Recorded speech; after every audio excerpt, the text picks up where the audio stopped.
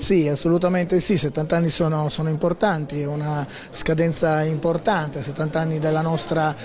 autonomia. Oggi abbiamo celebrato solennemente in Consiglio regionale questa data e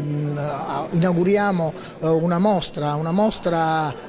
che rappresenta il percorso di questa autonomia all'interno della sede legislativa, ma anche con gli eventi che l'hanno caratterizzata all'esterno, per dimostrare la strada che è stata fatta dalla condizione di assoluta arretratezza in cui si trovava la Sardegna subito dopo la guerra.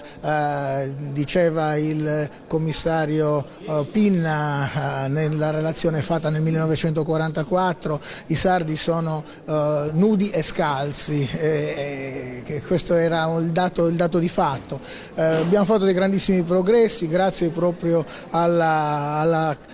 concessione dell'autonomia speciale, al riconoscimento dell'autonomia speciale, ed è un dato importante che va salvaguardato ed anche aggiornato. Oggi ci sono delle necessità diverse da quelle dell'origine, che hanno motivato la definizione dello Statuto e che richiedono una interlocuzione con lo Stato per garantire maggiore autonomia, un riconoscimento di diritti pieni come quello della continuità territoriale, che è una delle difficoltà e delle condizioni di arretratezza dell'isola dovuta alla condizione di insularità, così pure il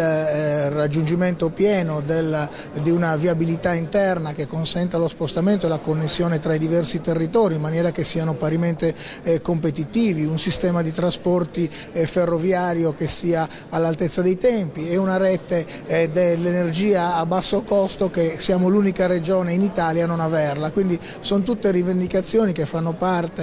di un pacchetto che noi trattiamo regolarmente con lo Stato e che richiedono un'attenzione perché la Sardegna possa competere davvero con le altre regioni nazionali ed europee.